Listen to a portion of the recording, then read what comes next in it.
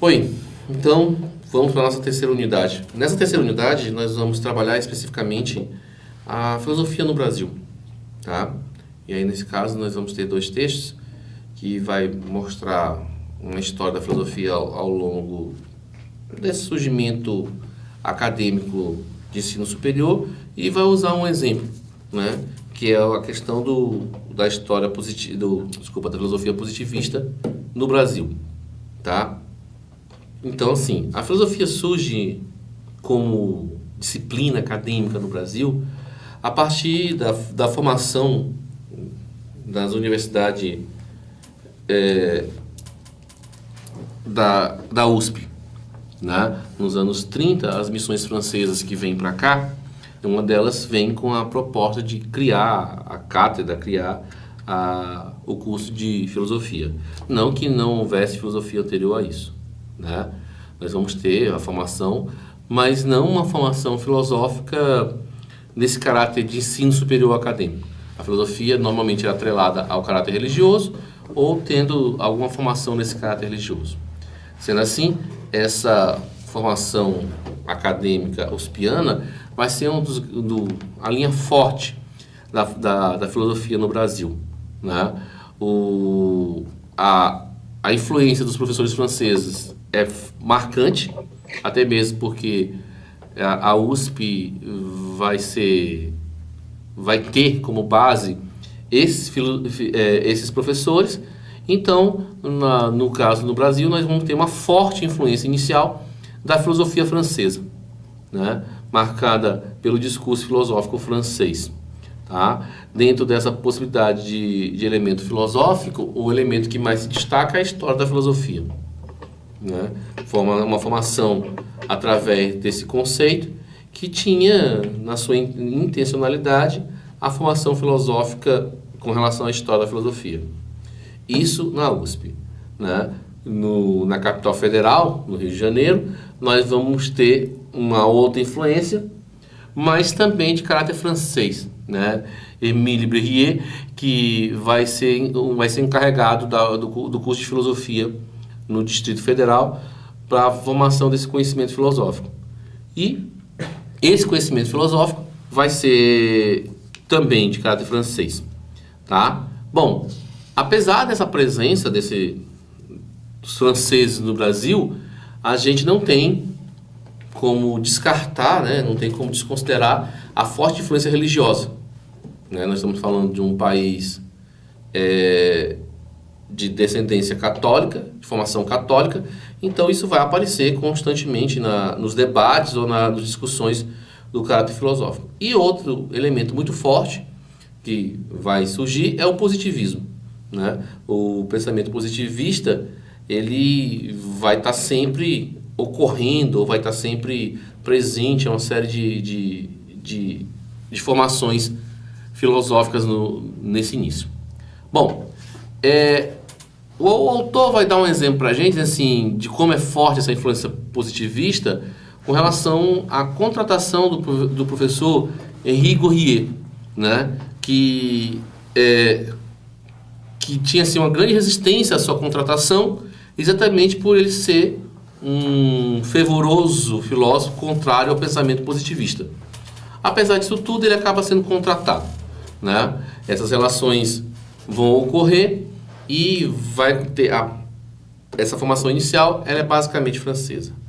A partir vamos colocar assim, do segundo momento, né, da segunda fase dessa formação filosófica ou de filósofos no Brasil, a partir da década de 50, 60, nós já temos os próprios filósofos criados pela USP.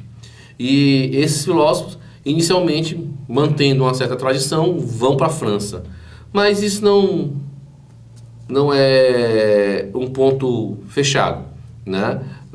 Vai se ampliar aos poucos e aí nós vamos ter formação tanto de nossos filósofos se pós-graduando na Itália, na Alemanha, nos Estados Unidos, e essa formação é importante porque começam a ter outras escolas dentro do contexto da formação do conhecimento filosófico brasileiro, né?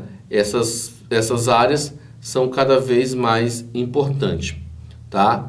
Bom, mantendo esse espírito, nós continuarmos produzindo uma filosofia marcadamente de história da filosofia, né? Era o grande centro da formação filosófica ainda, era a questão do estudo da história da filosofia.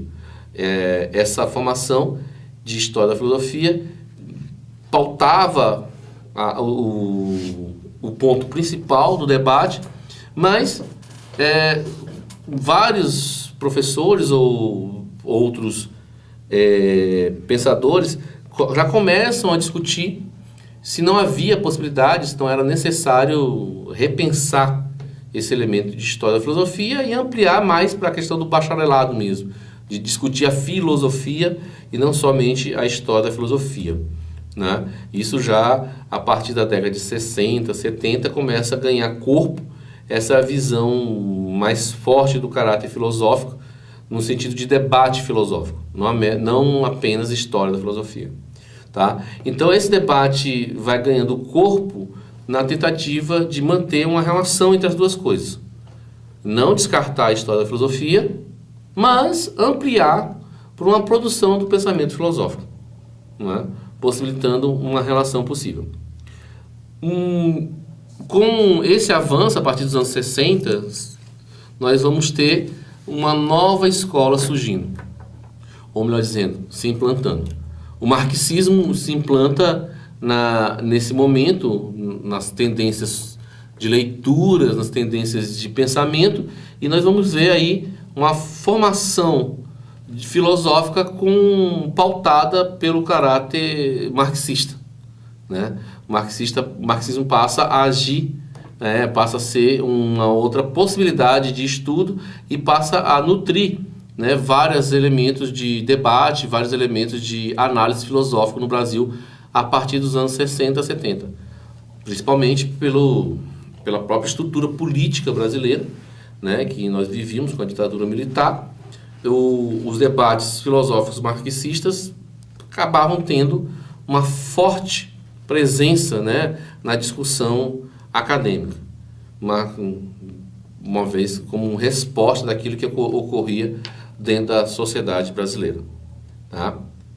Bom, essas ideias todas, né, marcadas aí pelo pensamento filosófico marxista dos anos 70, 60, ela vai permitir uma ampliação do debate filosófico. E aí nós vamos conseguir ampliar a discussão e termos não só mais história da filosofia, mas agora uma filosofia na sua praticidade, tendo aqui no caso dos anos 60 e 70, o marxismo como sendo o carro-chefe. A partir dos anos 80, né, em diante, com a redemocratização, não que o marxismo perdeu sentido, mas se permitiu, né, uma ampliação das escolas filosóficas. E então, nós saímos de 1930, né, vamos colocar cronologicamente. Em 1930, nós temos um surgimento de uma filosofia pautada academicamente no caráter de história da filosofia, para, nos anos 80, né, no prazo aí de 50 anos, a gente já ter uma possibilidade das escolas filosóficas próprias brasileiras, né, pensadores filosóficos propriamente brasileiros.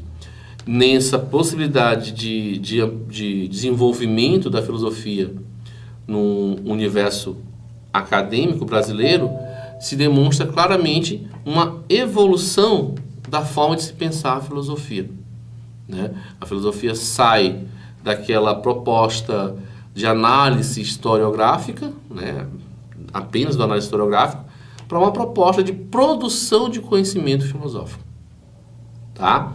E aí, como eu já disse, o eixo do marxismo dos anos 60, 70, nos anos 80, não é que ele perca sentido, mas se tem outras escolas surgindo. E aí a escola marxista passa a ser mais uma escola, uma vez que ela era predominante, agora já não é mais, né, dentro dessa relação de pensamento filosófico brasileiro. Partindo, então, dessa informação ou da ampliação desses dados, tá? Bom, o nosso segundo texto, né, que o autor coloca para a gente poder entender um pouquinho com relação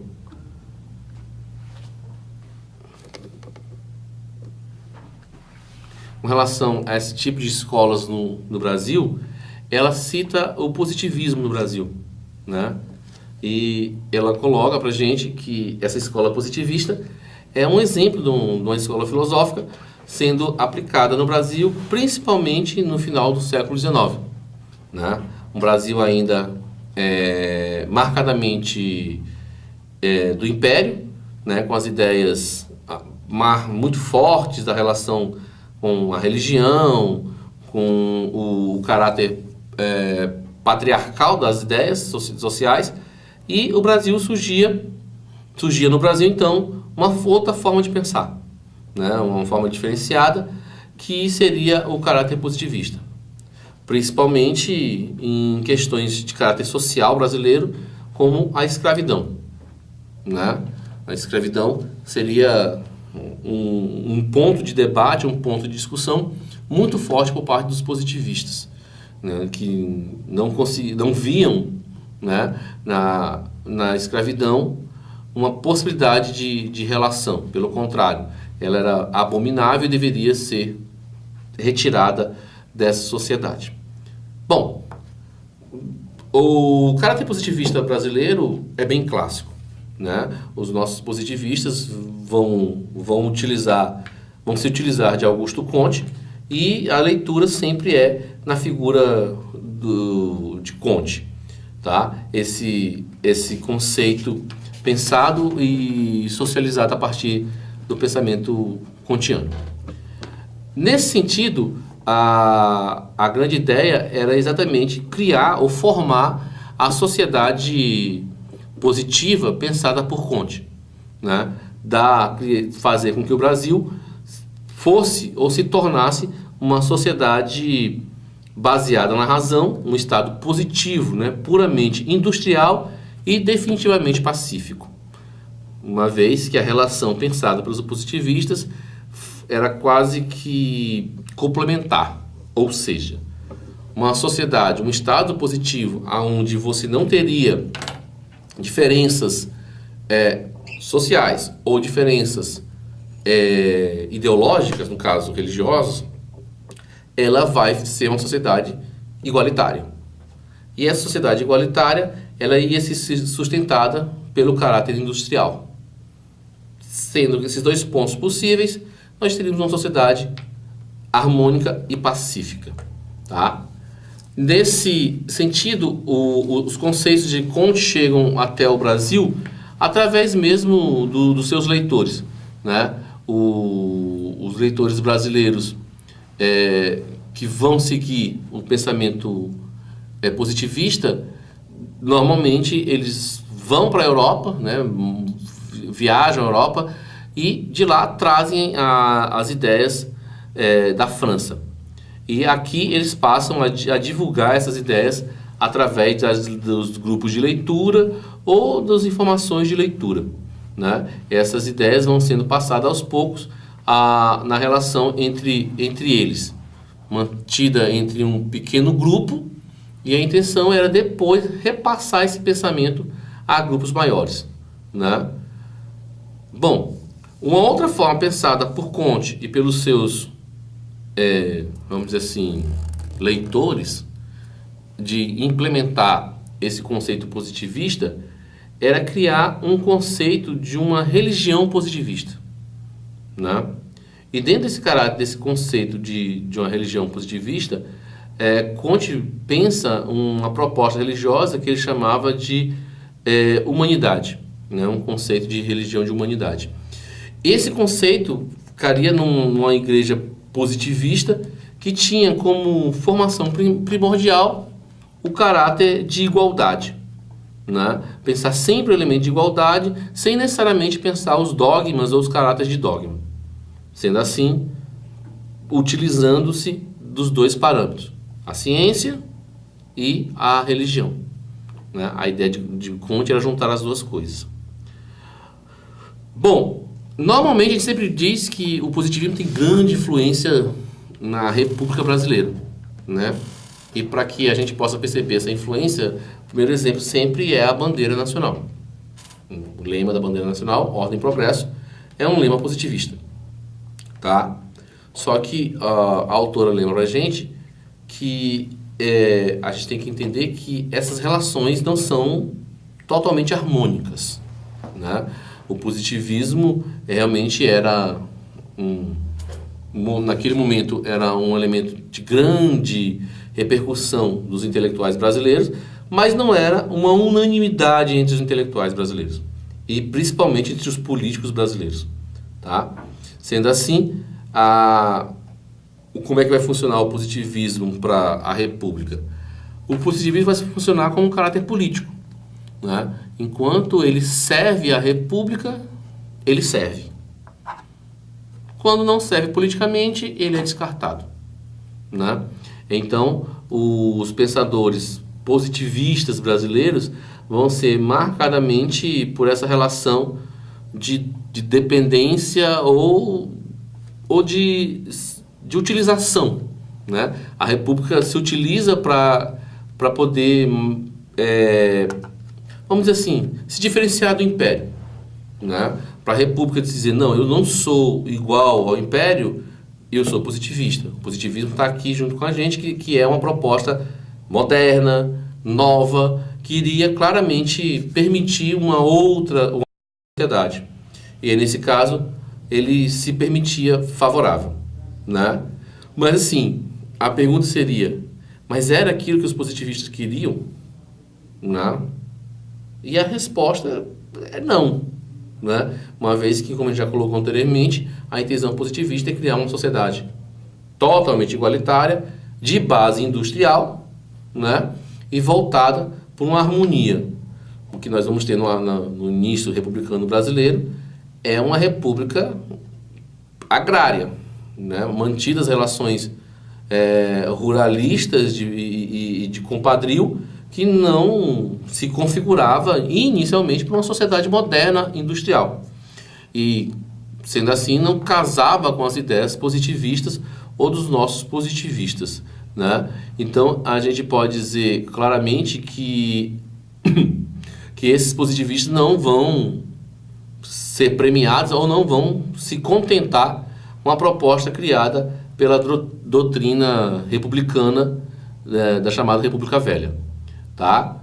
Bom, nesse sentido, então, o que desejavam os nossos positivistas é o que eles mesmos chamavam de triunvirato. Essas três relações: uma sociedade igualitária, uma sociedade industrial, uma política harmoniosa, né? Essa possibilidade, muitas vezes, até casaria com a possibilidade de uma monarquia, contanto que ela tivesse essas relações, né? Mas é pouco provável que funcionasse no caráter democrático, tá?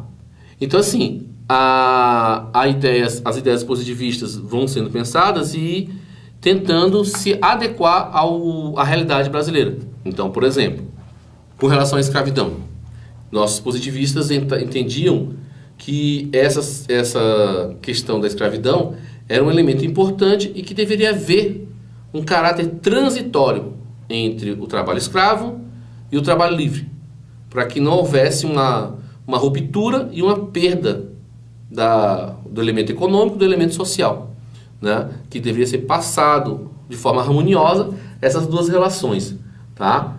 Ou então, uma outra coisa que os positivistas defendiam nesse momento, e claramente era uma defesa bem positivista, que era a liberdade de pensar na escola. Lembramos que a nossa escola, do final do século XIX, do Império para a República, ela é claramente uma escola religiosa, né, de base religiosa, de proposta do currículo ainda fortemente da Igreja Católica. Então, os nossos positivistas desejavam uma escola livre, de pensadores livres, e principalmente uma escola técnica, né? Para quê? Para que nós pudéssemos formar cidadãos técnicos ou indivíduos técnicos para a indústria, para criar uma indústria. Então, era importante nós termos operários, né? Os positivistas aderiam ao conceito claro desses operários, que havia necessidade de ter operários para poder manter o projeto positivista, tá? Sendo assim, o positivismo encontra claramente um aliado, que é a burguesia, né? A proposta positivista vai ter na burguesia um grande aliado, uma vez que as formas de pensar a sociedade positivista, ela vai contemplar a figura do burguês, né? Uma vez que ele pensa uma sociedade industrial, uma sociedade de produção, uma sociedade harmoniosa, quem vai gerar grandes ganhos com isso? A burguesia, né? E essa burguesia vai ser mantida ou criada dentro do Brasil como sendo um grande aliado desses pensadores positivistas, né? Então, assim, a autora nos dá o exemplo dessa escola para a gente possa entender como as relações ocorreram dentro do Brasil, né? Como a filosofia ocorre na praticidade. E a gente vai ver que após a República existe claramente um rompimento entre o governo republicano e os positivistas, uma vez que os dois modelos não vão casar, não vão bater. E aí o positivismo encontra, vamos dizer assim, amparo no caráter burguês. Ok? Muito obrigado.